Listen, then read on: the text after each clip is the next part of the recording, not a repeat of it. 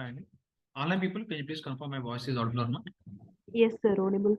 Okay, and hope my screen sir. also visible. Okay. So as part of our previous session, we discussed about dictionary.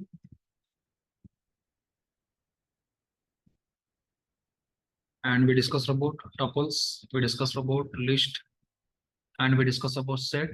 So, and we discussed about all these different topics as part of our previous session. And we discussed about for loop also as part of our previous session. Now, actually on the day, whatever examples I given, I uploaded notebook file also into our Infinity. So whatever the examples I given as part of that class, I given all the examples in the notebook. At the same time, I uploaded that notebook also into the Infinity Andy. Now, if you want to reuse that Infinity notebook, what you can do here is, first step, just download that notebook from Infinity to your local drive. So whatever the notebook file which I uploaded into the Infinity, you can able to download that notebook file from Infinity to your local drive. Second step, what you can do here is, in whatever the drive you are having that notebook file,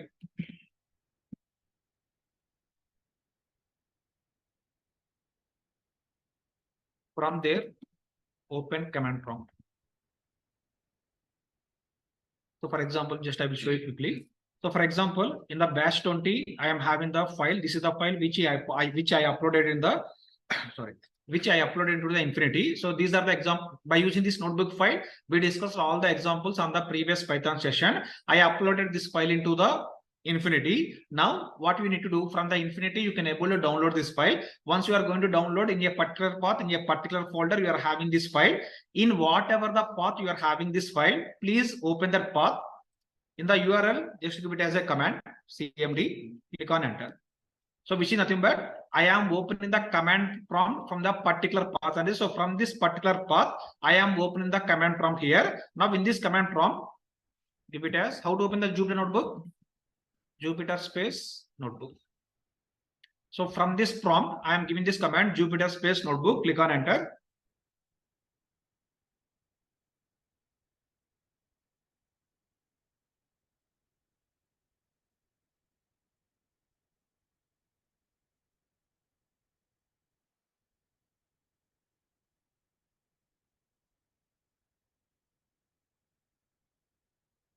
Just 1 second.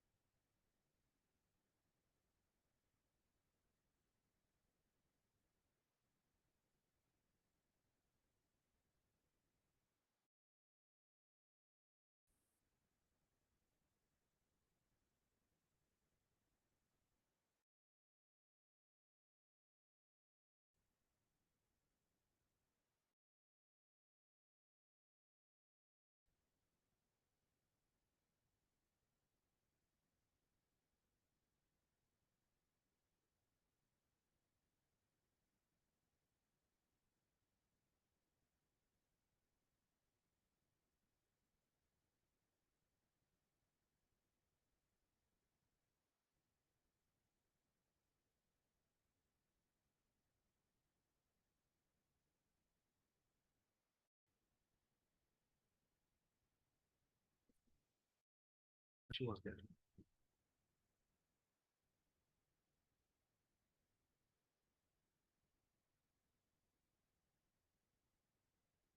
Online people, just 1 minute. Some network issue I'm facing here.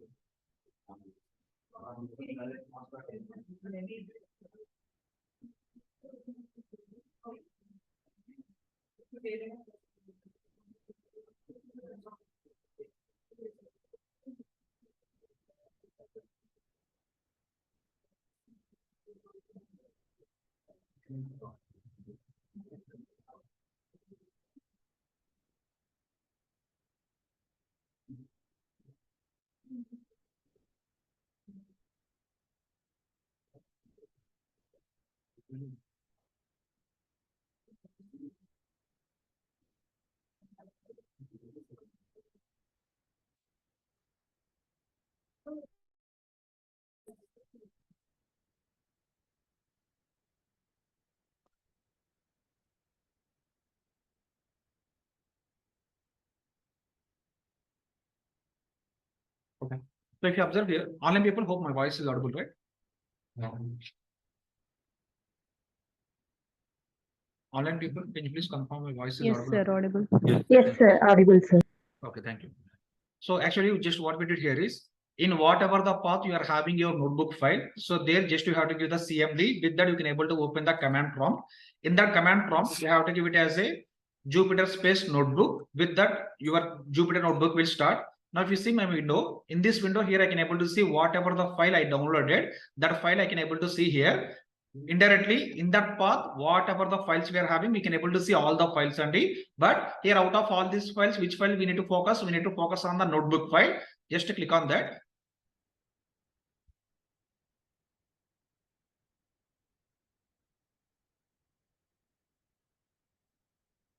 So if you click on that, what will happen is that file will open like this. If you see whatever the examples we discussed in the previous class, we can able to see all the examples only. Why I'm telling all this one from last 5 minutes is, after completion of the class, if anyone want to revisit all the examples, you can able to use my notebook. By using this notebook, you can able to see all the examples, including the outputs also. With that, you can able to perform the practice. Just for that reason, I'm explaining all these things only. At the same time, if you want, what you can do here, in the same notebook, you can able to continue with your practice also. That's the reason just I'm telling how we need to open this Excel sheet, or how we need to open this notebook in your systems only. Very simple, no need to do any extra activities.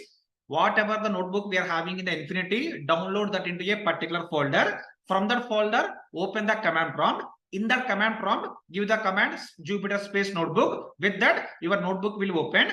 In that, you have to click on the file which I shared. With that, you can able to see all the examples like this. Okay. Now we'll continue with the today's session.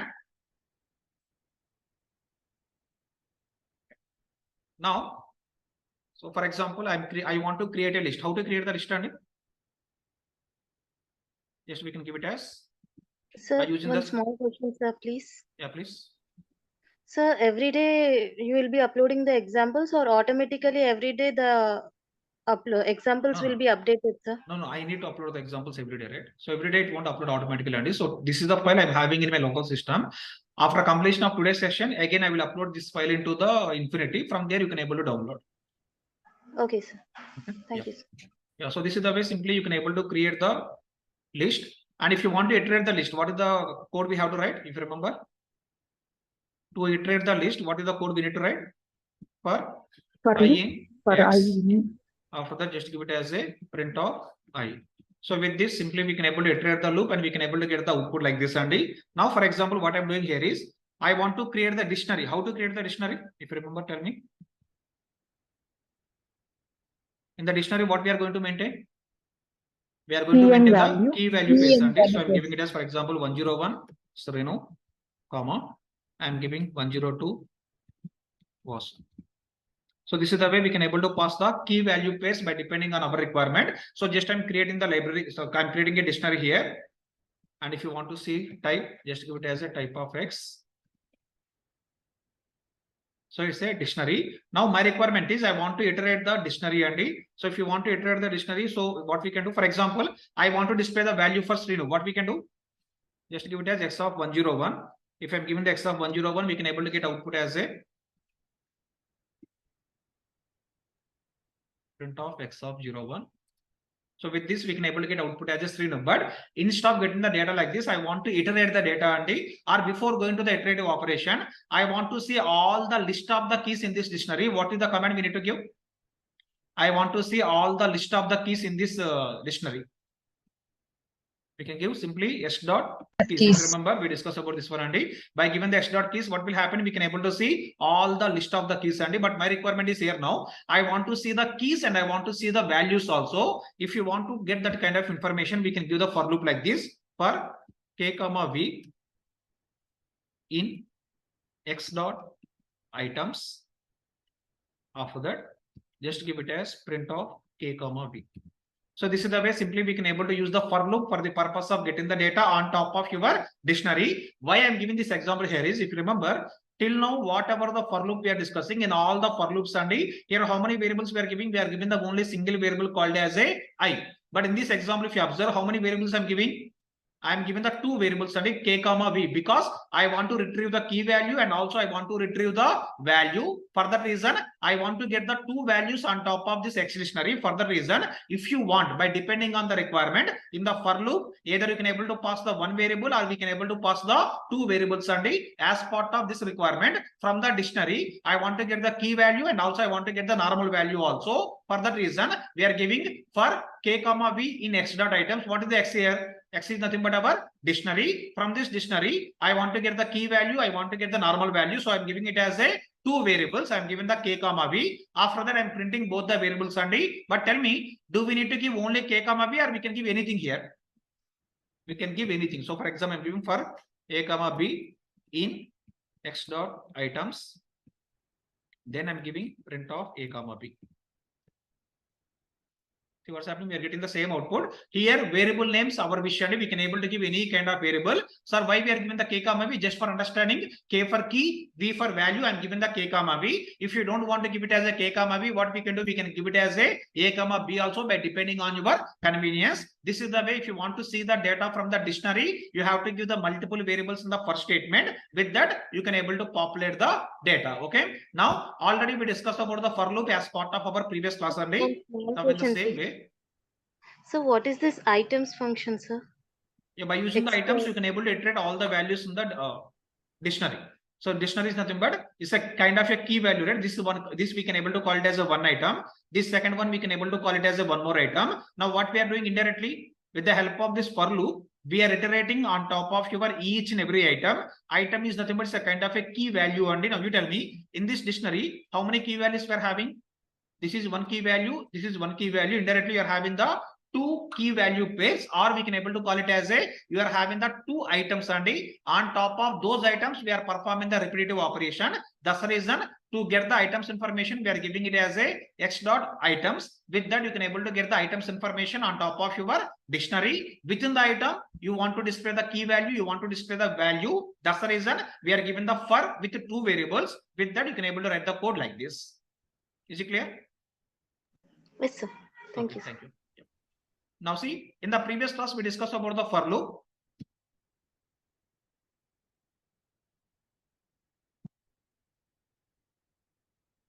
Now in the same way, we are having one more type of loop called as a while loop. So we are having the for loop, and also in the same way, we are having the one more type of loop called as a while loop. And now generally we are going to apply the write the while loop like this. We have to give while condition. Then we need to specify what operations you want to perform.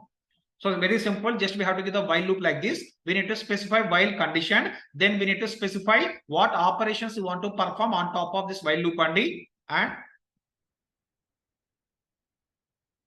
this while loop will execute till condition is going to satisfy.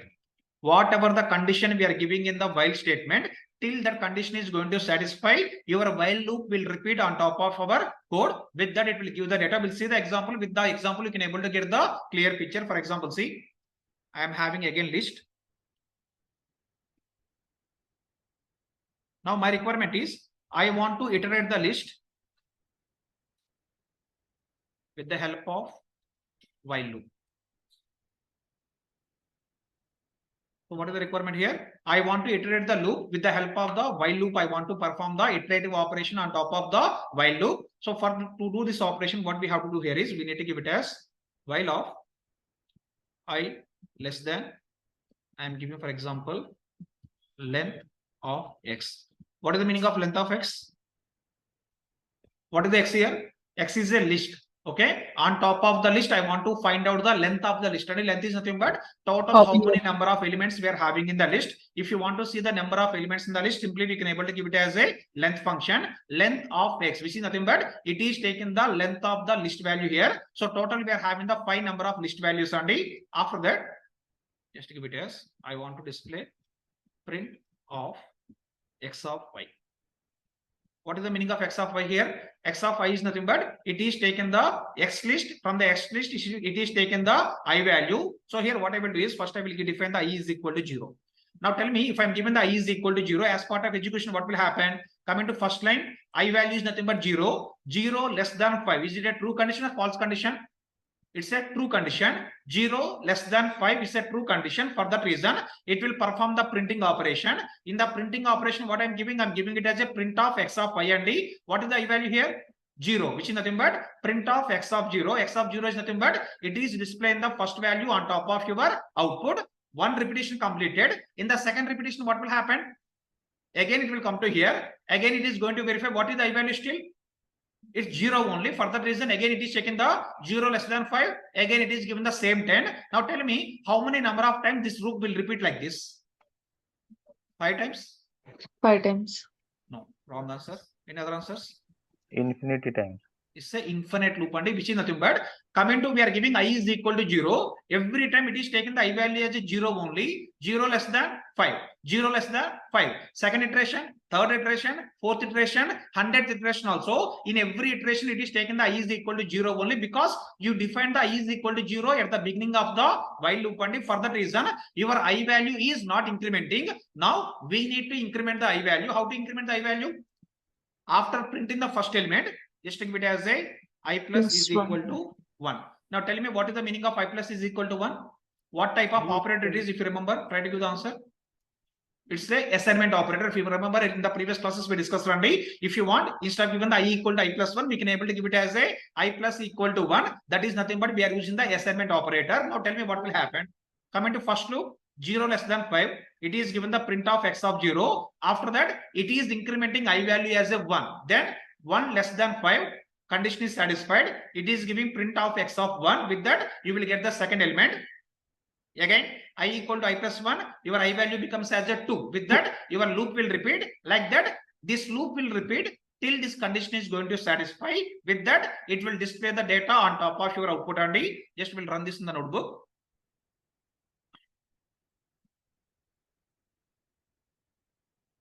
I'm giving simply one list like this. After that, I'm giving I is equal to 0. I'm defining this variable. After that, just I'm writing all this while loop in the one more cell. Now see what's happening. Your loop is repeating. We can do the same operation by using the for loop also, Randy. But you tell me, compared to for loop and while loop, which is the simplest one? By seeing the lines of the code. In the for loop, no need to perform any incremental operations separately, no need to do extra operations only. But coming in the while loop, we need to perform this kind of activity. But in the Python side, we are having the while loop also. Just for understanding, we are discussing about the while loop. But don't ask me the questions, sir, why we cannot able to perform the same operation on top of the for loop. You can able to perform the same operation on top of the for loop also if you want. But only thing is nothing but for understanding purpose, just I'm telling that with the help of the while loop also, you can able to display this kind of data. Okay. Now in the same way, you try to give the answer. My requirement is like this. Display sequence numbers from 0 to 10 by using while loop. So this is the requirement only. I want to display sequence numbers. How to display the sequence numbers from the 0 to 10? I want to display the sequence numbers by using the while loop. Now you try to give the answer. How we can able to write the code to achieve this requirement by using the while loop. In between, we can take the range. I'm giving simply see here again. I'm giving the equal to 0. After that, I'm giving I less than 10. Why we are giving the 10? Because my requirement is I want to get the data only till the 10 letters and 10 digits. For that reason, I'm giving I less than 10. After that, just I will give it as a print of I. Less than or equal to, right? I'm giving print of I. After that, just give it as I plus is equal to 1. If you see here, if I'm given the I less than or equal to, what will happen? it will give the 0 to 10. But if you want to get the values before the 10 only, then we can able to give it as a less than 10. If you want, we can give it as a less than or equal to also. Now, this is the way simply we can able to write the code. And again, what will happen?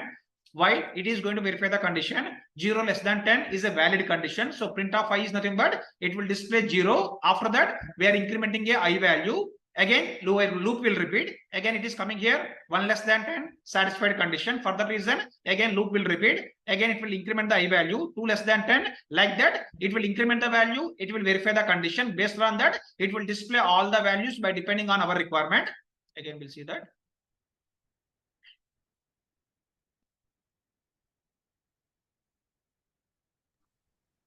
This is the way simply you can able to get the output. Because of given the less than or equal to, we are getting the values from 0 to 10. If I am given the only less than 10, what will happen? It will give the values only up to 9 only. This is the way simply you can able to understand how we can able to utilize the while loop. It's very simple. Whenever you want to specify the condition and you want to perform the loop operation on top of the condition, then simply we can able to go for the while. Can't be able to perform the same operation on top of the for, we can do the same operation on top of the for also. But in the Python, we are having the different types of the loops. For that reason, just we are discussing both the loops and the for loop and while loop. By depending on your convenience, either we can go for loop or we can able to go for the while loop. Okay. Any questions up here? Please ask me. As per hello, Your voice is very low. Can you please speak a bit loud? hello, Hello. hello, Yeah. hello, sir. Yeah, your voice is audible. Please continue. Yeah, sir. In terms of not related to this, but in terms of range, are we we can store it in variables, right? Which one, Andy? Range. Yeah, we can see same operation. If you want, we can do it by using the range also. No, sir. Normally, I'm asking in terms of storing, we can store the range values in variables, right? Yeah, we can store it. Okay, fine. Okay. Yeah. Now see here, so far we are discussing for loop and while loop. Now in the same way, here we are having the one more concept called as a nested loops. So we are having the one more concept called as a nested loops. And what is the meaning of nested loop? If you are going to write loop within the loop, such kind of loops we can call it as nested loops. So for example, if you are going to write the loops within the loops and such kind of loops only, simply we can able to call it as a nested loops. We'll see one example. With that you can able to get the clear picture. I'm giving for example like this, for I in range of 1, 5. After that, again I'm giving the one more loop. I'm giving for j in range of 1, 10.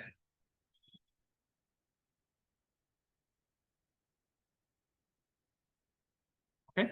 After that, I'm giving simply print of %d star %d comma.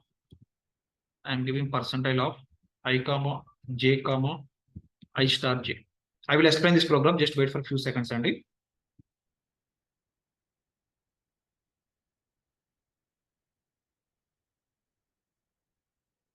Okay. Now, see for example, this is the way I'm writing the program. Forgot about the what is the reason for this program, Andy. But if you observe here, as part of this program, what I'm doing, I have written a for loop. Again, within the for loop, what I have done?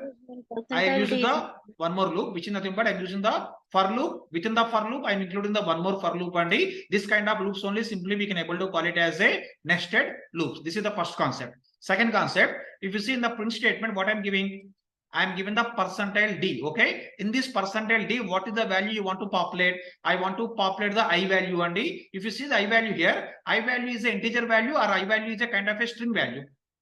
I value is an integer value, but tell me, whenever we are given the value within the double quotes, what will happen? That is taking it as a string value. But here my requirement is I want to print the data. As part of printing the data, I want to give the I value, I want to give the j value. At the same time, I want to do the concatenation with the star operator. Now you tell me, star is a integer or is a kind of a string value? Star. Generally, star is a kind of a string value only. Now, on top of the string value, I want to concatenate the integer values. whenever we are having such kind of requirement in the double quotes, what we can do here is we can able to pass the percentile D and D in the double quotes. Simply I can able to say like this, in double quotes, whenever you want to pass integer values, whenever you want to pass integer values, then we can use percentile D. Here my requirement is immediate. If you observe here, my requirement is I want to get the output like this, and 1 star 1 is equal to 1. After that, 1 star 2 is equal to 2. After that, 1 star 3 is equal to 3. This is the way I want to perform the operation. Now in the output, I want to get the integer star integer is equal to value. But if you want to print this value directly, we cannot able to give the variable called as a I variable. And if I'm given the I variable here, what will happen? For example, I'm giving it as a I star j. Any guesses what will happen? I'm giving I star j here. What will happen? It is giving output as a simply I star j. What's the reason? Because it is considering this entire thing is a kind of a string variable. For that reason, it is given the output called as a I star j. But my requirement is I don't want to get the I star j. I want to replace I with integer value. I want to replace j with integer value. Whenever you want to perform such kind of operation, here instead of giving the I, just give it as a percentile D. And coming to j also, here I'm giving percentile D. So this is the way you have to specify the information.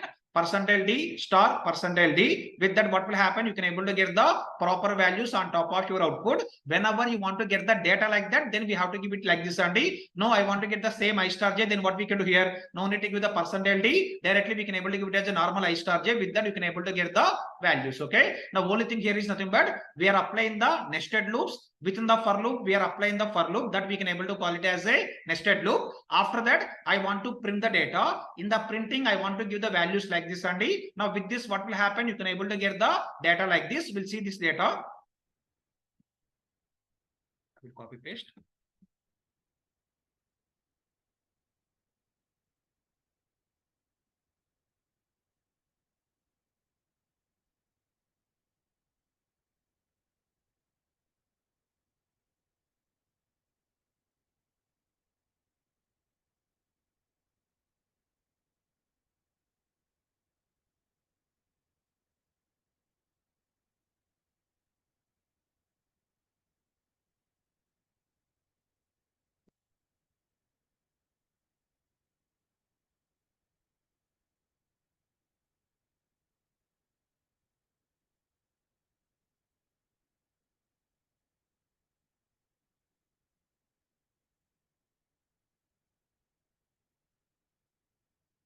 Just 1 second, we'll check it in Google.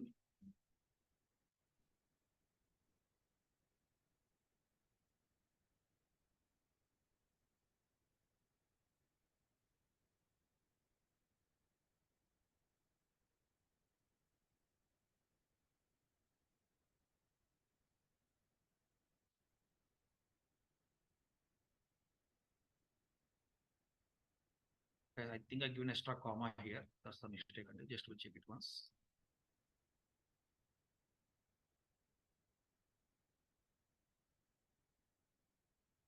So here, this is the way you can able to get the output. So we are I given the comma by mistake. So because I've given the comma, so we are getting the error. So we are given the percentile D star percentile D is equal to percentile D. What is the meaning of first percentile D and D? It's nothing but your I value. What is the meaning of second percentile D? It's nothing but your J value. What is the meaning of third percentile D? It's nothing but our I star j, which is nothing but by using this, we can able to get some kind of tables like this, and first table, second table, third table, and fourth table. But how we are getting these many number of records?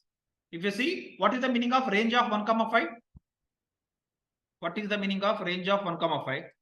It's nothing but it's taking the value as a 0, 4. That is the first for loop. Now in the first for loop, it is taking the range as a 0, 4, which is nothing but out of 1, 4, because of given the 1, 5, it is taking the values as a 1, 4. Here it is considering I is equal to 1. In the first iteration, I value will take it as a 1. After that, it is coming to the next loop, and in the next loop, we are having again we are giving the 1, 10. What is the meaning of 1, 10?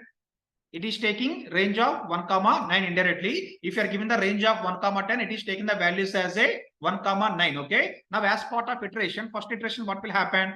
J is equal to 1. After that, we are giving percentile D. So it's taking it as a 1, star 1 is equal to I star j, which is nothing but 1 star 1. We are getting output as a 1. But tell me, in this loop, how many number of times it is going to repeat? In this loop, we given the 1 comma 9. What is the meaning of 1 comma 9? And this second loop will repeat total 9 number of times. Coming to second time, your I value is not changing, but your j value will change as a 2. With that, you will get output as a 1 star 2 is equal to 2. Coming to third one, I value not changing. We are getting j value as a 3. With that, you can able to get value as a 3. Indirectly, in the first loop, your I value is constant. But coming to second loop, your j value is changing from 1 to 9. With that, what will happen? At the end, we are getting output as a 1 star 9 is equal to 9. This is for first loop of I is equal to 1. Okay. After the first iteration, what will happen? Here it is taken the I value is equal to 2. Now tell me, for this 2 again, how many iterations it will run? 2 star 1, again 2 star 2 is equal to 4. Like that again, it will repeat the total 9 number of times, and indirectly 1 will repeat 9 times, 2 will repeat 9 times, and coming to 3, it will repeat 9 times, and coming to 4 also it will repeat total 9 times. Sir, how it is repeating 9 times? Because in the second for loop, we are giving it as a range of 1 comma 10. For that reason, it is repeating total 9 number of times only. But coming to first for loop, we given it as a 1 comma 5. That's the reason it is repeating total 4 times. Now tell me overall, how many number of times this loop will repeat? How many number of times this loop will repeat? 4 times. 4 times. Any other answers? I can able to say 4 into 9, which is nothing but total 36 number of times this loop will repeat. And because here in the first for loop, it is taken the I is equal to 1. For that one, it is repeating in the second loop 9 times. Next, it will take I is equal to 2. It will loop repeat 9 times. Coming to I is equal to 3, it will repeat 9 times in the second loop. Again, I equal to 4, it will repeat the loop in the 9 times. Total it is taking the 4 values. With that, 4 into 9 total 36 number of times your value will repeat. And now, for example, you want to get the data till 10. 1 star 10 is equal to 10. You want to get the value. Then what we can do simply here, instead of giving the 10, give it as 11. With the 11, what will happen? You can able to get all the values properly. Now tell me how many number of times it will repeat. First loop 4 times. Second loop total 10 times, which is nothing but 4 star 10. You are getting the output as a total 40 times. Okay. Indirectly, whenever you want to repeat the loop within the loop, then we can able to go for the nested loops. As part of using the nested loop, first outer loop will trigger. After triggering the outer loop, it will come to the inner loop. In the inner loop, as many number of times are required, it will repeat those many number of times. And after that, again it will go to the outer loop. With that, it will trigger the again inner loop. Like that, what will happen? This cycle will continuously run for both the loops. With that, it will perform all the operations. With that, you can able to get the output. So here I can able to say 1 will repeat 10 times. 2 will repeat 10 times. And coming to 3 also, it will repeat 10 times. And 4 will repeat 10 times.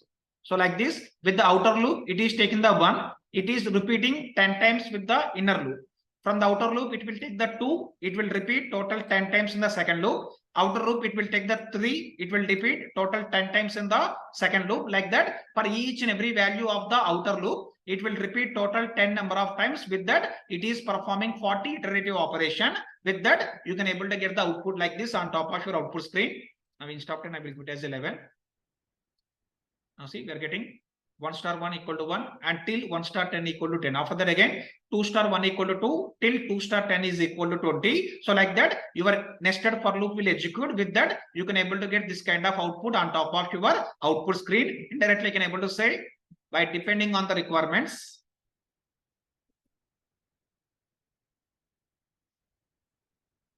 We can use loop within the loop. And such kind of loops only simply we can able to call it as a nested loops. So what we can do here, we can able to apply loop within the loop, and such kind of loops only we can able to call it as a nested loops. And from the program side also, if you see, nothing complex here. After giving the first for loop, we are giving the second for loop as per the requirement. After that, here I want to display the data within the string values. For that reason, we are giving it as a %d. What to say? In double quotes, if you want to display integer values, then we can go for percentile d. With the help of the percentile d, here this percentile d we are replacing with the I. This percentile d we are replacing with the j, and with that we can able to get the output. Here I'm giving it as a the notepad. Percentile d star percentile d.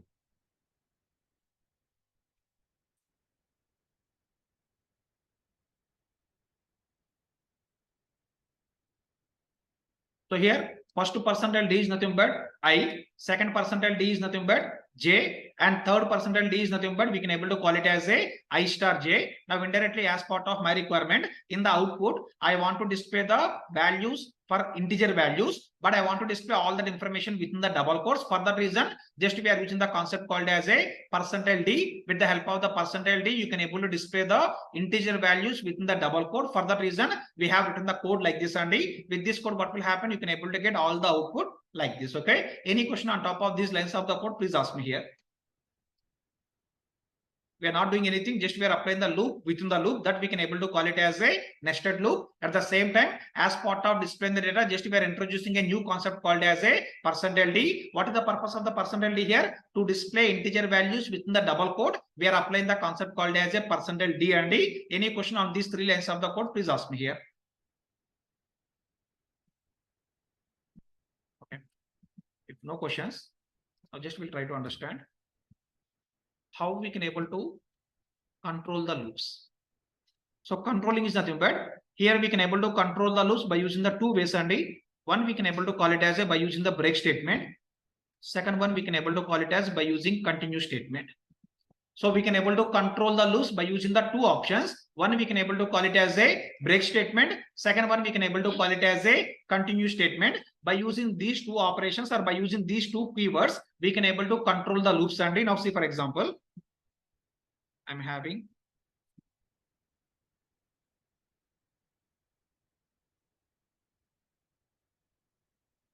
now my requirement is I want to display elements from list X, but after Sir? displaying, yeah, please. Is nested loop and infinite loop are same?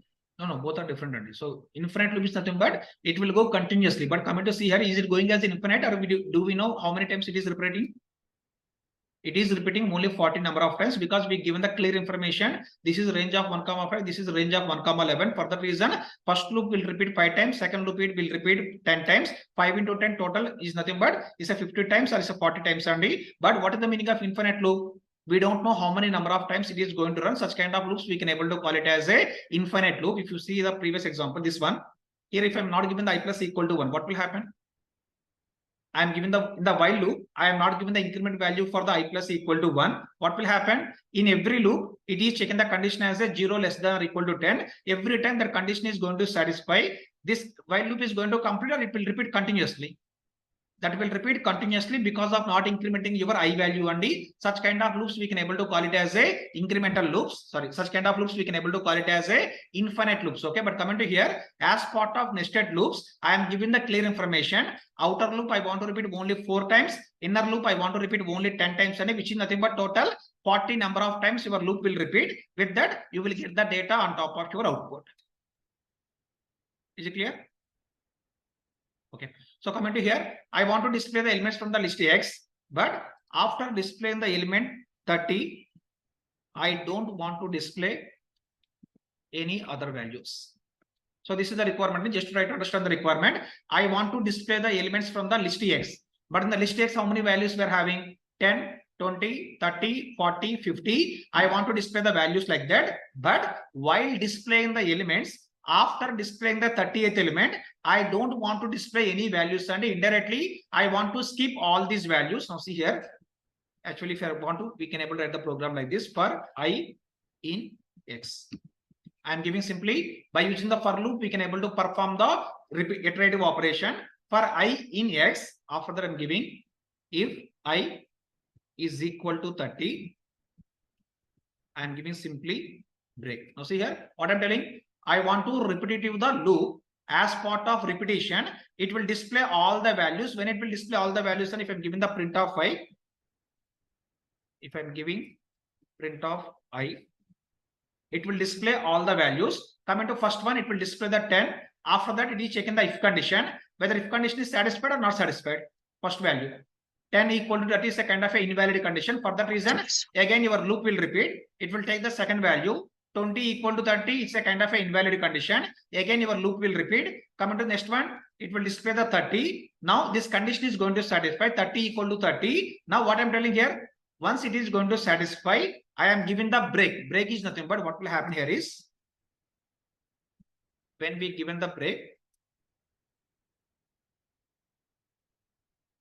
it will completely come out of the loop.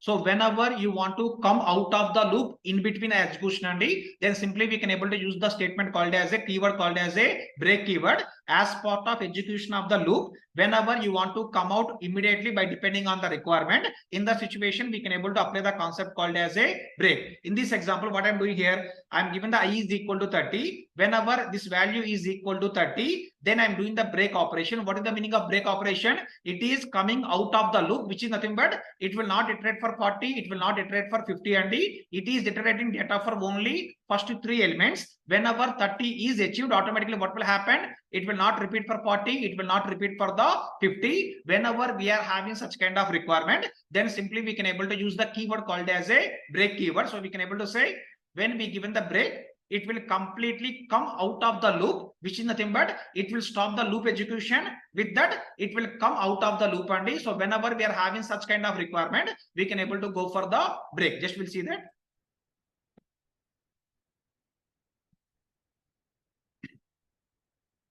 I'm giving these values, just whatever the program we have written, I will keep it here. Now see what's happening. Print I, first element came 10. Print I, second element came 20. Print I, 30 also came. But after that, we given the condition as if 30 is equal to 30, I am given the break condition. And what is the meaning of break? Your loop execution is stopping whenever it is seeing the break statement. With that, it is not repeating for 40, it is not repeating for 50. Indirectly, we can able to say, as part of your loop execution, whenever you want to break the loop by depending on the requirement, then simply we can able to use the keyword called as a break keyword. Now in the same way, just I will give an assignment, you try to give the answer. For example, I am giving Sir, a list. before that, Yeah, please. in this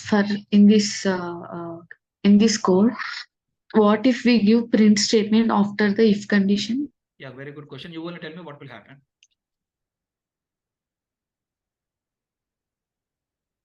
So somebody is asking the question, if I am going to give the break, sir, print after this. After the statement, I'm giving the print statement. Now see what will happen here. What's happening? It will not print the value 30. Yeah, so whenever it is seen the break, what's happening here? Your complete program is breaking. It is coming out of the loop, and for that reason, this print statement will not execute. It is not displaying the 30. In the previous one, first we are displaying the result, then we are doing the comparison. After that, we are giving the break. For that reason, 30 displayed. But in this example, what I'm doing here, after doing the comparison, then we are displaying the print of y. Now coming to 30 equal to 30 satisfied, but we given the break. Because of given the break, what's happening here? It is completely coming out of the loop. For that reason, it is not displaying the print of y value on top of your output. Is it clear? Okay. Now see, for example, I am given the list like this.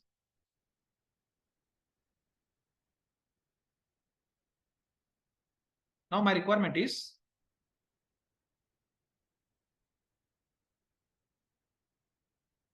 if this list having at least one even number, populate output as is. So this is the requirement. I want to go through this list only. In this list, if we are having at least one even number, then I want to populate the output value as a yes. Okay, now you tell me, as part of this program execution, really do we need to repeat all the values or we need to repeat only few values? What is the requirement?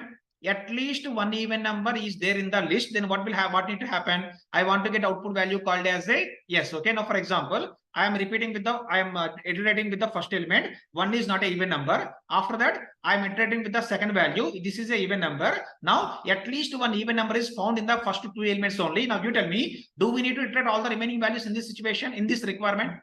It's not required. So indirectly, as part of this requirement to handle this, so you tell me what we need to do. I'm giving simply for I in X. After that, what we have to do? If I percentage 2 is equal to 0, sorry, then I want to get output as a print. I want to populate value as a yes. After that, I want to perform the break operation. So what is the requirement? At least if one even number I found, I want to populate the output value as a yes. After that, immediately I want to perform the break operation, and otherwise for our convenience, I will give here print of I. Now just we'll try to run this one.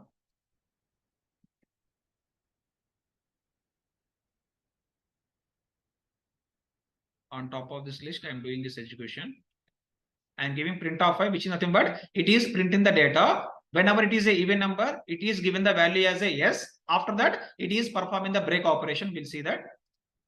Let's see what's happened.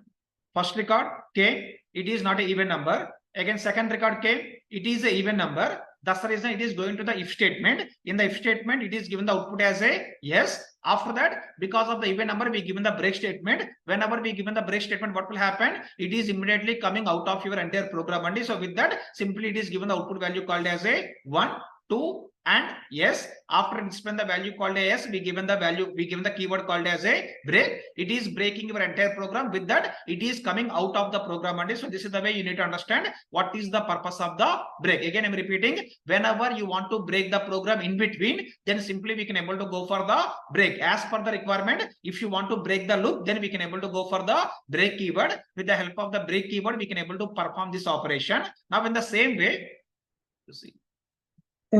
It will allow duplicates, sir. Which one? Like X value before even number, I have repeated ones. Yeah, it will allow. Output, it will display one.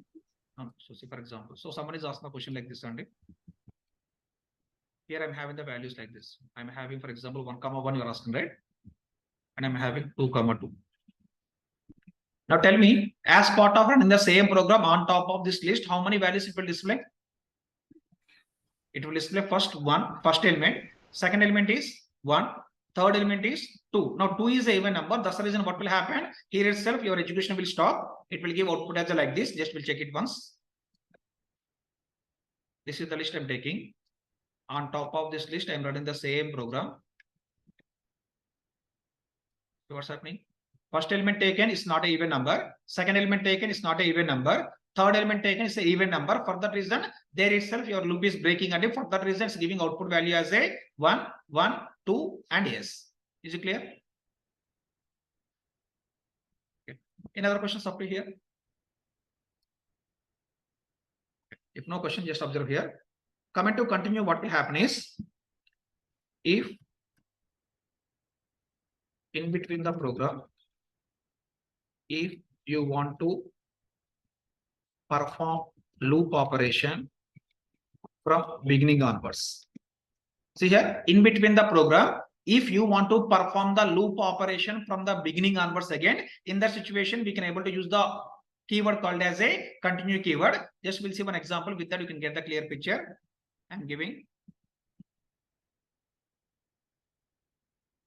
for I in X. After that, I'm giving if I is equal to 30.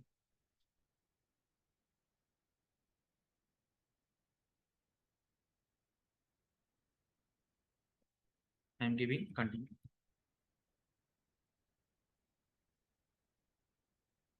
Okay, so see, for example, here I'm giving like this. Print of I.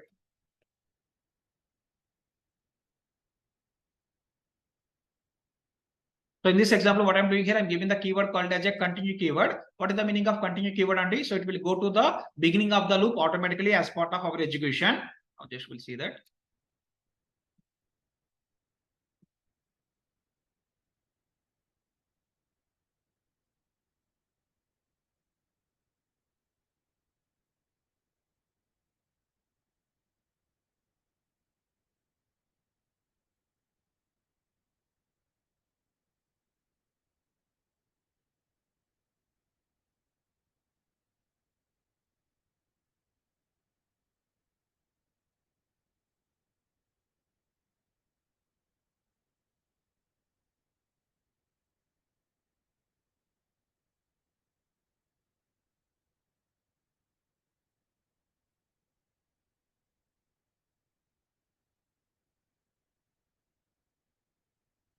Just 1 second, and so something is okay. It's my mistake. We have to give 10, 20, 30, 40, 50. Actually, here I given the condition as I is equal to 30, but in our list we are having the 1, 2, 3, 4, 5 value. Thus, is given the wrong data. Now, just we'll check it once.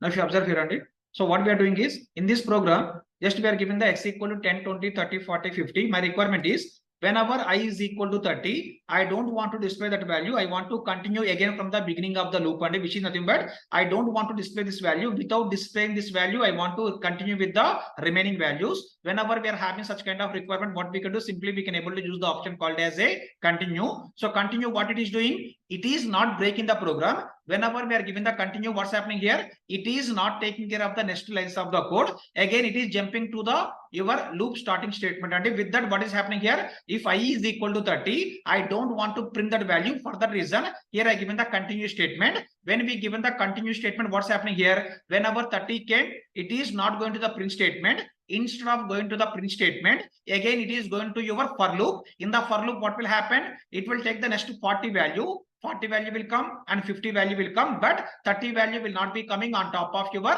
output. Whenever you want to skip the values, or whenever you want to skip some operations as per the requirement, then we can able to use the keyword called as a continue keyword. With the help of the continue keyword, you can able to skip some lines of the code by depending on the requirement. In this requirement, whenever I is equal to 30, I want to perform the continue operation. Continue is nothing but it is not running the remaining lines of the code. It is jumping to your for loop. With that, it will take the next value. With that, it is going to display the value. For the reason, as part of running this program, it is not given the 30. Instead of giving the 30, what's giving 10 coming first value, 20 second value, 30 is going to the if condition. It is coming out of that. Again, it is giving 40 and 50. This is the way your continue will work on top of our Python. Now, by seeing this example, you try to give the answer. What is the difference between continue and break? Any guesses? By seeing these examples, you try to give the answer. What is the difference between the continue and break? Break statement will end the loop. Continue statement will skip the loop. Perfect answer, Andy. So simply we can able to say break statement will end the loop in between. But what about continue? Simply we can able to say it will skip the loop in between. So this is the way simply we can able to understand what is the break and what is the continue. Whenever we are given the break, what is happening here? It is ending the loop in between. In the previous example, after displaying 10 and 20, whenever 30 came, it is not at all going to the 40 and 50. With that, your break is stopping in between. Your loop is stopping in between only. But coming to continue, what's happening here? Simply it is skipping the loop only, which is nothing but 10 is coming. 20 is coming, it is skipping the 30 by using the continue statement. After that, it is continue with the 40, it is continue with the 50. Whenever you want to perform the end the loop in between, we can able to go for break. But whenever you want to skip the values as part of looping operation, then simply we can able to go for the continue only. Any questions on top of these two keywords, please ask me here. Again, this is the one of the interview question. In the interview, they will ask the question, what is the difference between the break and continue? Simply, we can able to say break we are using for the purpose of ending the loop. Continue we are using for the purpose of skipping the loop only. Any questions on top of these two statements, please ask me here.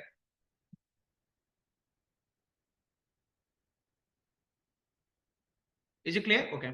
Now see, overall, we discussed about for, we discussed about while loop, and we discussed about nested loops. And within the loops only, we need to understand what is the purpose of continue and what is the purpose of break. So all these are the topics we need to understand as part of our loops concept. So after this, I will give some assignments, and if you want to perform the assignments, you need to understand all these kind of topics here. So we discuss about for loop, we discuss about while loop, and we discuss about the nested loop, and we discuss about continue and break for ending the loop, continue for skip the loop. Nested is nothing but within the loop, if you are applying the one more loop, that we can able to call it as a nested loop. For loop and while loop we are using for iterating the elements on top of your data. We are using the for loop and while loop. This is the way simply we can able to understand what is the purpose of the loops in our Python. Any questions on top of all these concepts in the loops, please ask me. Any questions or any confusions? Okay, if no questions, now we'll try to understand one more concept called as a functions. Functions in Python.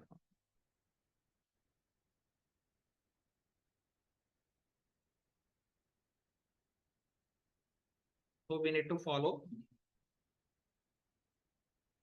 below syntax to define functions in Python. So we need to follow below syntax to define the functions in the Python, and it's very simple. Just we have to give it as a keyword called as a def keyword. After that, you have to specify the function name. For example, I'm giving the function name as a add. After that, within this, you can give your requirement.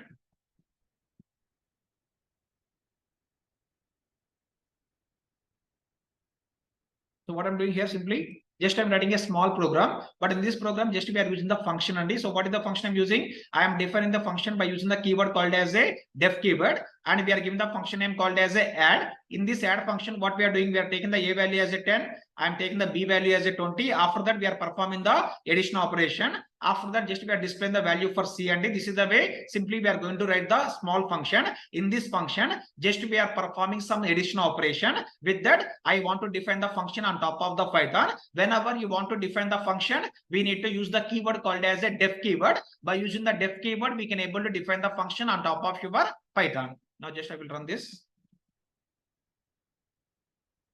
Now see here, I ran this one, but why it is not displaying any data? I have written the function. In the function, I given the print statement, but after running this entire function, it's not giving any kind of data. What's the reason? Above function is not returning any data. What is the reason? Yeah, correct answer on this. So we can able to say whenever we are using the functions, we need to call the functions. So what we are doing here? Here I created the function called as a add function.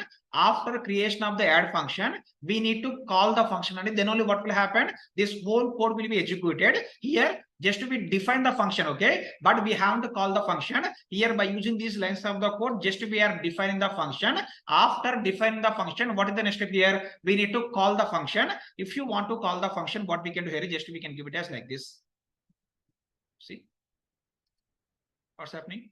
We are calling the function called as a add function. Now within the add function, what we are having? We are having the a equal to 10, b equal to 20. On top of that, we are giving the addition operation. C is equal to a plus b. After that, it is performing the printing operation. With that, you can able to get the value called as a 30 and d. By using the previous lines of the code, just we are defining the function.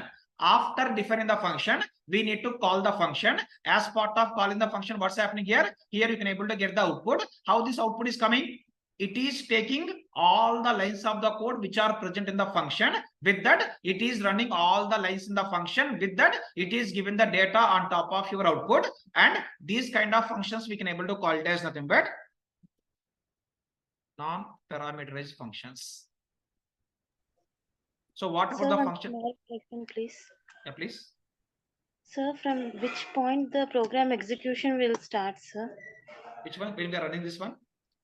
Yes, sir. From which point the program execution will start? So whenever we are given the add here, it is starting from the A. It is going to the add function. Within the add function, we are having A and B and C, right? So we are calling indirectly add function. Within the add function, whatever the lines of the code we are having, those lines of code will trigger one by one. It is taking A equal to 10 and B equal to 20 and C equal to A plus B. With that, finally it is giving output as a print of C. Because of given the print of C, it is given the value called as a 30. Is it clear? Yes, sir. Okay. Now see here, these kind of functions we can able to call it as a non-parameterized functions, and now in the same way what we can do here is we can create function with parameters.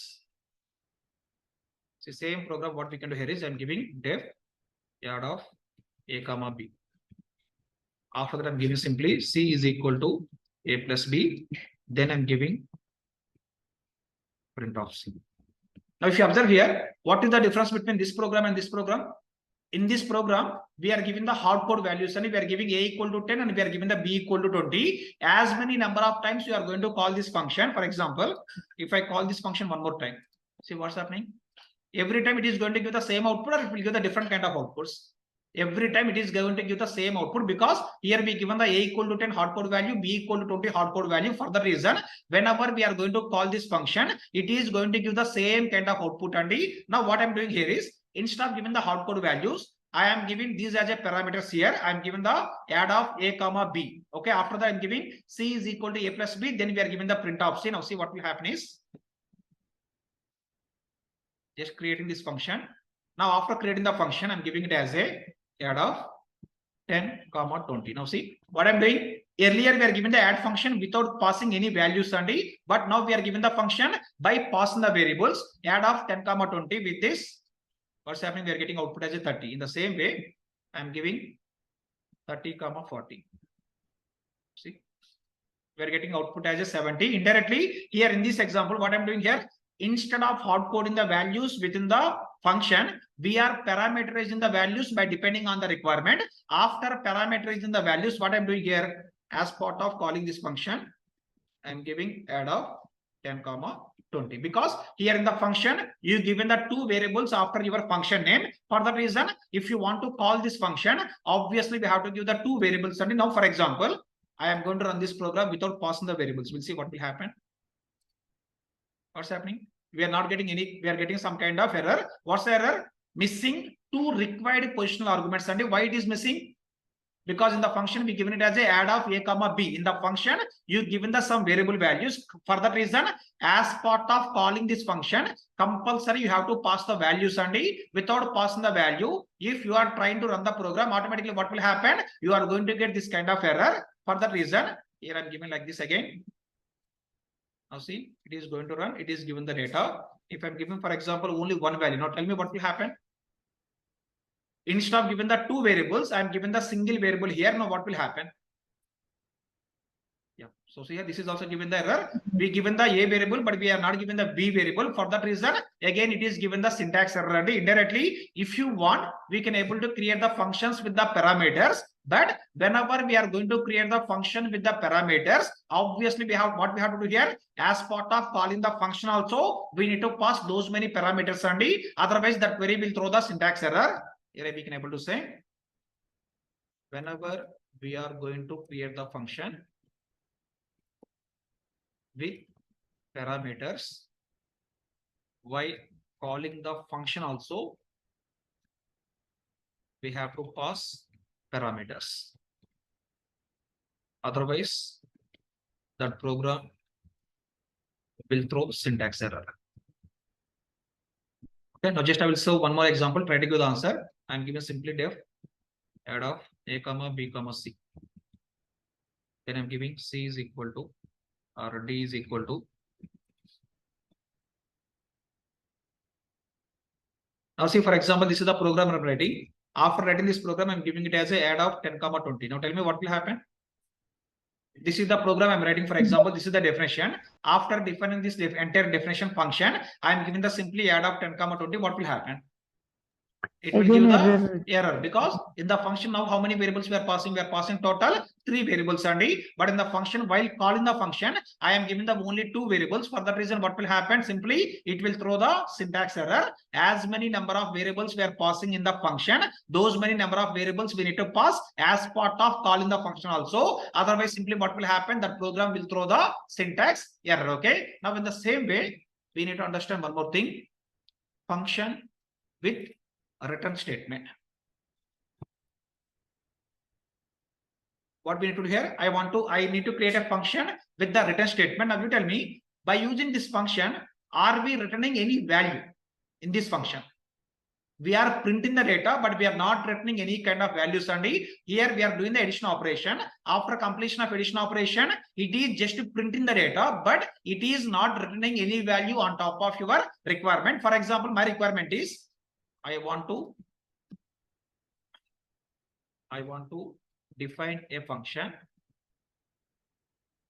and by using that function, I want to return one value and assign that variable or assign that value to other variable.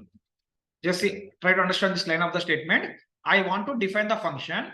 By using that function, what I want to do here, I want to return one value. Whatever the value we are returning, that value I want to assign to a particular variable. That is the requirement. And now for the purpose of doing all this operation, what we have to do here is we need to apply the statement called as a return statement indirectly. I'm using same function one more time. Now just we have to give it as a return C.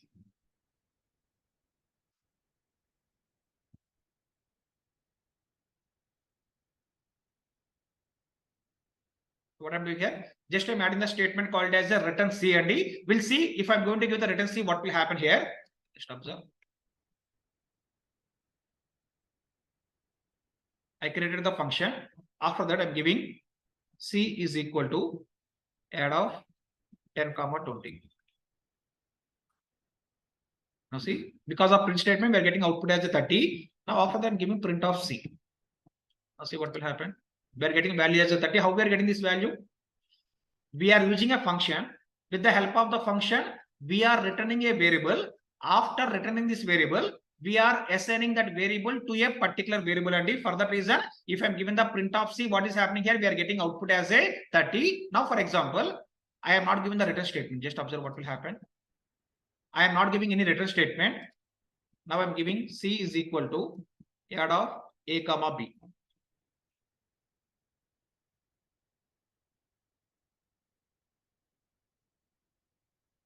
Sorry, it's my mistake. C is equal to add of 10, 20. Now see what's happening. It is given the 30 because it is running the function. In the function, we given the value called as a print of C. For that reason, it is given the 30 and D. Now, for example, if I'm given the print of C, any guesses what will happen? Now I'm given the print of C. Any guesses what will happen? We applied the add function, but tell me in this add function, do we have any return statement?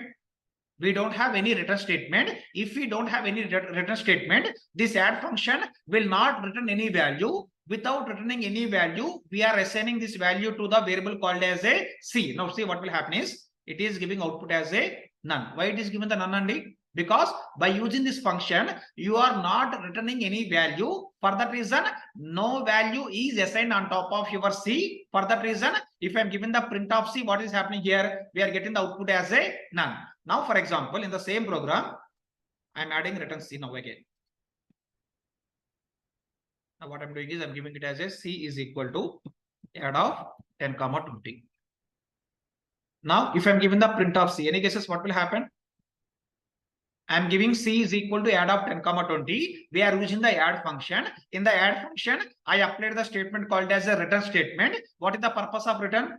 In this function, whatever the result we are getting, that result will be sending as input to one variable. That value will be assigned to this variable. In this program, we are getting the value as a 30. That value we are assigning to the C variable. For that reason, if I'm given the print of C, now we are getting the value called as a 30. Earlier, why we are getting it as a none and D? Because in the previous program, we haven't written the return statement. That's the reason it is given the output value called as a none.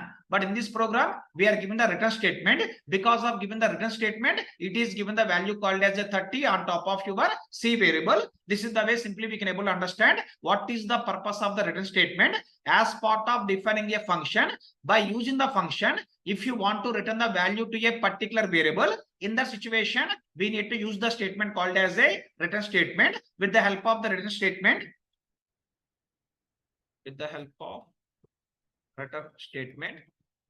we can return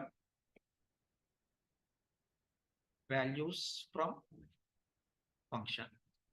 For the purpose of returning the values from the function, we have to use the keyword called as a return keyword. Without using the return keyword also, we can able to write the program only. But by depending on the requirement, after execution of the function, if you want to assign the output of the function to a variable, in the situation, compulsory we need to go for the return statement. Okay, so far we discussed about how to build the function with return statement, and we discussed about function with parameters, and we discussed about function without parameters. These many number of ways we can able to write the functions. And the first one, function without parameters. Second one, function with parameters. Next one, function with return statement. These many number of ways we can able to build the functions by depending on our requirement. Now we'll see one more last thing here.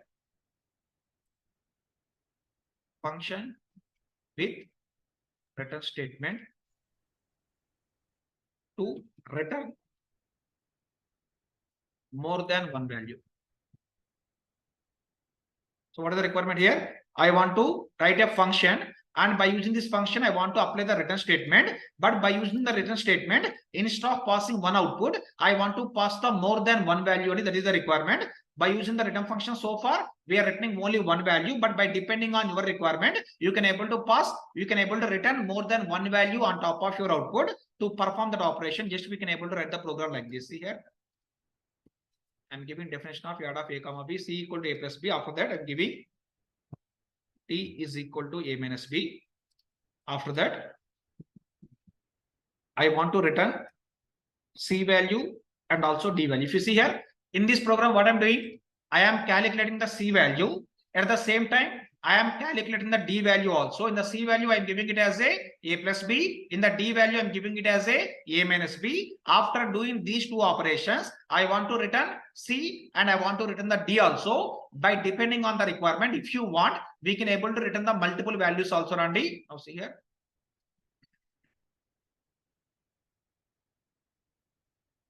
Okay, now we are giving the function with the return statement with multiple values. Now tell me how we can able to call this function. Any cases? I want to call this function. If you want to call this function, can we able to give like this? C is equal to add of a comma b. Can we give like this? C, C, comma D. comma D. See here, if I'm given the C, what it means indirectly, you are expecting only one return value only. But as part of this program, we are getting the one return value, or we are getting the more than one return value. We are getting more than one. For that reason, as part of defining here, we have to give it as a, for example, C comma D, and because in this, by using this add function, I am going to get the two values. For that reason, both the values I want to assign to the two different variables. For that reason, we have to give it as a C comma D is equal to add of a comma b. Now see. Yes, my mistake again. What's the mistake? Instead of a comma b, we have to give it as a values, and I'm giving, for example, 40 comma 30. Now click on run. Now see, it is not printing any data. What's the reason? Because in my program, I haven't written any print statement. If you return the print statement, then only it is going to print the data. But in this function, I haven't written any print function. For that reason, it is not printing any values. But if you want to see the C, you print C. Now see. Why we are getting the 60 only? Because of add function. Come into see what it is doing. It is performing the addition operation. For that reason, we are getting the value called as a 60. Now, what about the D value? Any cases? What about the D? Coming to D, we are applying the add function. Here, coming to D, we perform the subtract operation. For that reason, 40 minus 20 is nothing but we are getting the output called as a 20. This is the way, by depending on the requirement, by using that functions, you can able to return one value, or we can able to define the multiple values also. But whenever we are going to define the multiple values, returning the multiple values, we can give like this. Add of, for example, 40 comma 30. So this is the one more way we can able to write the functions by depending on the requirement. Just I'm repeating. First one, function without parameters. Second one, function with parameters. Third one, function with return statement. Next one, function with the return statement to return more than one value only. So whenever we are having the requirement, based on the requirement, we can able to follow any one of the approach as part of writing all these kind of functions. Okay. Again, any questions up to here, please ask me. Any questions up to here? Okay. If no questions, we need to understand one more concept called as a local variables and global variables. So actually we are having two types of variables, and one we can able to call it as a local variable, and other type of variable we can able to call it as a global variable. Now see, for example,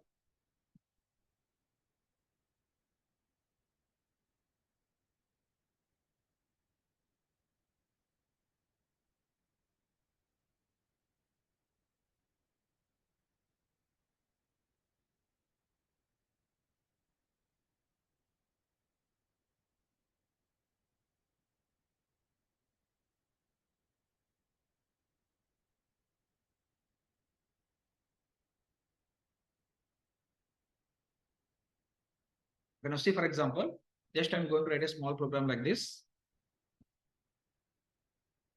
I'm giving for I in range of 1, 10.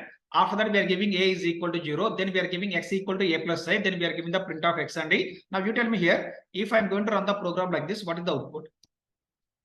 I am going to run all these lines of the code from 187 to 191. I'm going to run the code. Now tell me, if I'm going to run this code, what is the output we are going to get?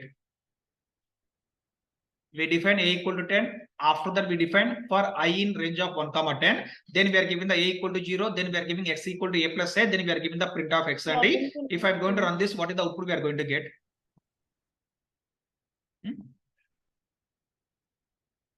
What will happen? So coming to first loop, what will happen? It is starting from the 1 to 9 and d. Coming to here, I value will take it as a first iteration. I is equal to 1. After that, we are giving a equal to 0. Now x equal to a plus I. What is the meaning of a plus I? It is taking I value as a 1, a value as a 0. With that, print of x is nothing but we are getting the value as a 1. What about the second iteration? We given the a value as 0. For that reason, is taking the value as a 2 only. Next one, 3, 4, 5, 6, 7, 8, and 9. But tell me, here we are given the a equal to 10. Now, as part of this addition operation, it will take the a equal to 10, or it will take the value as a equal to 0. Which value will take? As part of this program execution, in this 198 line, we given the a plus I. As part of this a plus I, coming to a, it will take the value as a 0, or it will take the value as a 10. 0. It will take local the value as a 0 only, because so see here, we define a variable within for loop and outside of the for loop. In the both the places, what we have done here, we define the variable called as a. We define variable a. Within the for loop, we define the variable a, and outside of the for loop also we define the variable a and d. Now here we need to say outside of the for loop,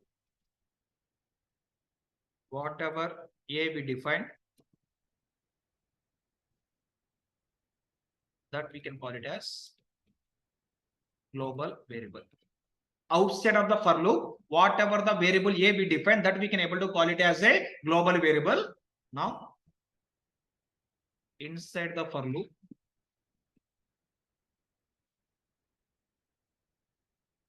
whatever the a variable we define,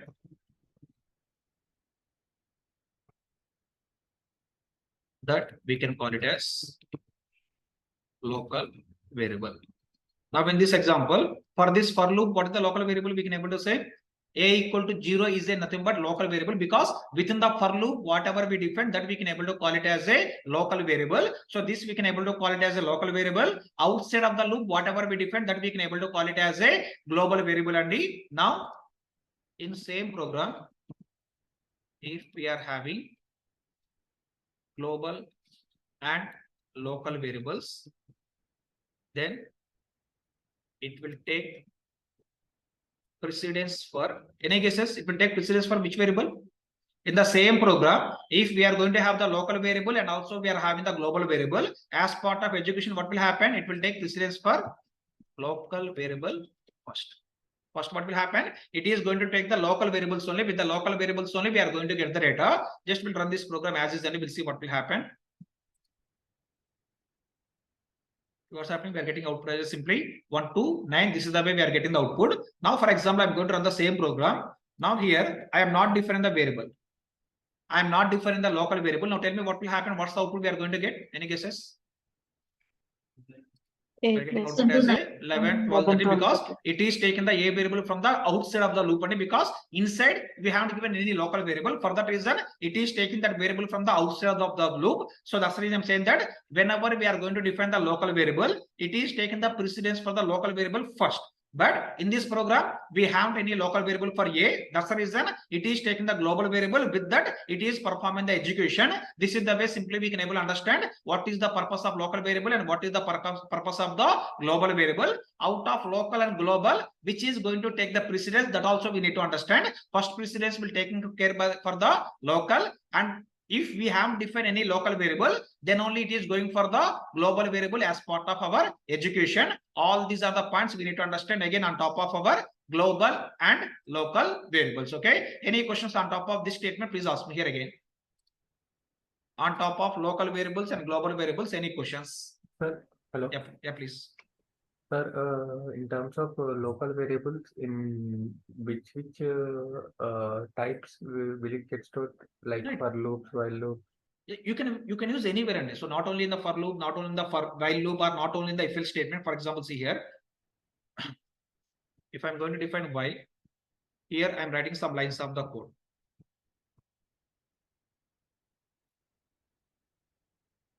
Okay. For example, if I'm given the if statement, after defining the if clause, here also we are writing some lines of the code. Now, within the while loop, if you are defining a variable, that we can able to call it as a local variable. Outside of the while loop, if you are defining one more variable, that we can able to call it as a global variable. In the same way, coming to if statement also, within the if statement, if you are defining one variable, that we can able to call it as a local variable for the if. But if you are having the same variable outside of the if, then what we can able to say, that we can able to call it as a global variable. By seeing this example, don't think that these concepts are applicable for only for loop only. Same concept is applicable for while loop. Same concept is applicable for if and else. All such kind of things, this concept is applicable. Not only for loop, everywhere this concept is applicable. Within the program, if you are defining the variable, that we can able to call it as a local. Outside of the block, if you are defining the variable, that we can able to call it as a global variable. Is it clear? So basically, a variable which comes under an indentation section, we can define it. We can Yeah, call you it. can. Yeah, you can think something like that. Yeah, correct. Okay. Any other questions up to here? Okay. If no questions, Sandy, so that's all for today. Again, I'm telling. So whatever the examples I typed here, I will upload all these examples with a notepad in our Infinity. Please download this notepad as is. With that, if you want, you can able to recap all the examples, whatever we discussed in our class. Okay. This is one thing. And next one, coming to batch 90 people, mock interview Sunday.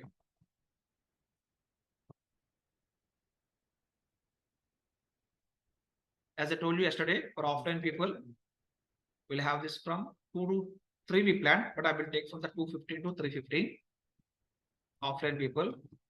And coming to online people, whomever with the names, I will take from 350 to 550. So this is the plan for mock interviews for the batch 19. Other than these mock interviews, whatever the examples we discussed in the today's session, I will upload all these examples in the notebook, and I will upload this notebook into the Infinity. And please do practice on all these examples. So if you see, actually today we discussed so many concepts and so many examples. Okay, so please try to utilize all these examples for understanding. Okay, so once you can understand all these things, Sandy,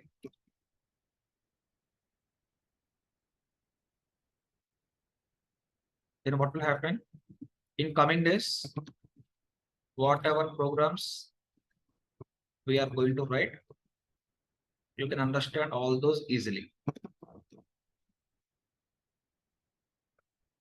Coming to batch 9 people, already you know, coming to batch 9 people, we have written the DAGs. In the DAG, if you see now, whatever the lines of the code we have written indirectly or directly linked to all our previous topics. And earlier you don't know what is the lines of the code we have written in the DAG, but now you can able to open the DAG file. In the DAG file you can able to see whatever the lines of the code we have written indirectly or directly, all those are related to our Python concepts. And coming to batch 20 people also, in the coming days we are going to discuss about the Python program in our data engineering side. At that time, if you want to understand all such kind of concepts, you need to have knowledge about all these kind of Python examples or Python concepts. And by understanding all these concepts and by understanding all these kind of concepts, it would be become very easy to understand our coming classes. For that reason, please understand all the examples at the same time. Please do the practice on top of all these examples. Okay. And one more last thing. Our lab faculty conducting practice sessions. I think I told you this one already. Again, I'm repeating. In the practice sessions, I got the information as yesterday only 2 or 3 people attended. Okay. So which is nothing but I'm thinking all the remaining people are understanding each and every topic. And at the same time, someone given the feedback, lab faculty is not available. So 1 week back, we collected the feedback, and in the feedback, they mentioned that lab faculty is not available, but we are having the lab faculty. They are conducting the practical sessions every day, 1.5 hour, 1 hour to 2 hours only, but no one is joining and no one is utilizing. If you are not utilizing, don't give the comment lab faculty is not available. Lab faculty is available. They are conducting the practical sessions also. Please try to join those sessions. If you are having any kind of questions, please try to get the clarifications for those questions. And one more thing. Nowadays, most of the people are attending online. I know last 3-4 days because of the rains, I connected the online classes only. But today also, most of the people only offline. We are having the 3-4 members. Most of the people are attending from the online. That is your choice only. If it is a JOIP, you need to come to offline and you need to perform practice here and you need to take the guidance from here. With that, you can able to get to understanding everything. And now, if you are attending the online classes with your choice, after a few days, don't give the complaint. Sir connected all the classes online. And I agree. Last 3-4 days, I taken the online classes because of the outside weather. But today, when I connected the offline, please try to attend the offline classes. And with the offline classes, what will happen? You can able to perform the practice with the other members, and you can able to get the knowledge from the other members. That's the reason. Please try to come to offline and please try to attend the classes from the offline. Okay. And with this, just I want to stop my class. And mock interview people, please wait for till 2:15. From 2:15 to 3:15, I will take the offline mock interviews. 3:15 to 5:15, I will take the online mock interviews. Okay. Any questions? Sir, Yeah, please. can you please quickly tell me the topics which we covered till now? Where in our today's In session? Python. In Python. Please go through the previous videos only. Otherwise, tomorrow I will come up with that list. Suddenly, I cannot able to recollect. So we discussed most of the topics. And otherwise, if you want, you can able to open the course content. In the course content, you can able to see the list of the topics, whatever we covered. Okay, sir. Okay. Any other questions? Okay. If no questions, thank you, Andy. Thank you all. Bye.